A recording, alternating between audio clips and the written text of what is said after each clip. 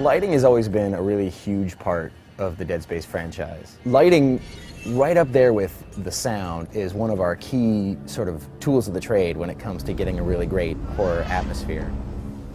On a lot of game teams, you won't have any dedicated lighters, just the people who build the sets sort of also throw the lights on them. Here we have as many lighters as we do character people, because to us, like, the lighting really is almost like a character. I always try to ask the lighters to have at least the light doing something, either fritzing or fading or changing color all the time. Dead Space is much more a world that needs some sort of unwrapping and exploring, and we try to use the lighting to be another character in the world that you're sort of negotiating with, and sometimes it's your friend and sometimes it's your enemy, and it is always changing and moving underneath you and alive, and something that you have to sort of contend with. Having worked on Dead Space 1, and we were pretty much, our environments were the ship, the Ishimura ship, and we didn't have a lot of variety.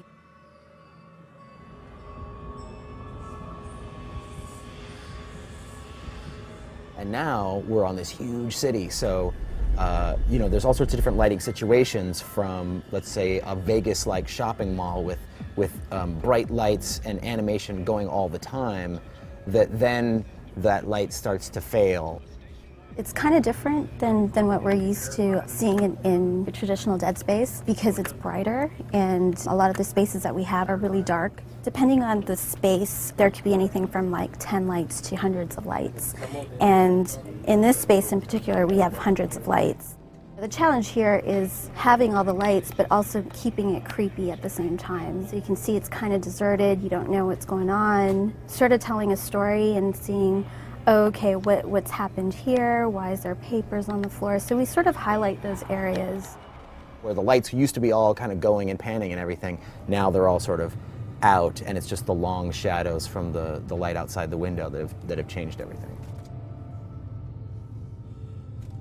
The main character has a spotlight the whole time, and that really can dictate how the player sees things and what their experience is like. And it's really critical, because we will light a space that without you in it, without the player in it, it really hasn't come alive yet and may feel sort of flat. But when you get the player's light in there, it really comes alive, and you start to sort of only see that part, and all the other lights become like the supporting cast for the player's light to do its thing.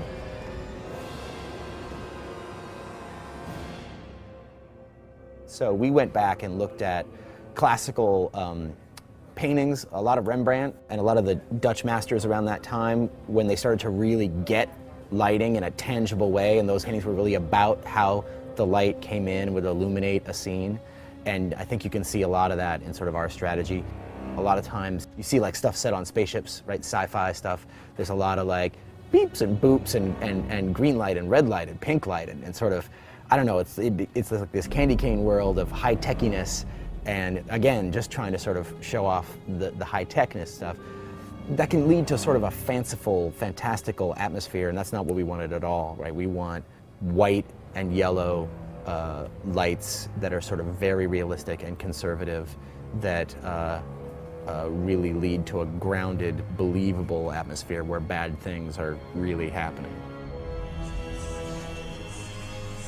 I think the best inspiration comes from just real life. So people, the lighting team will come in and have examples, or they'll even, set up little tiny lights and do stuff at their desk, trying to sort of create interesting shadows or create little stories like that. And yeah, we're always looking for inspiration.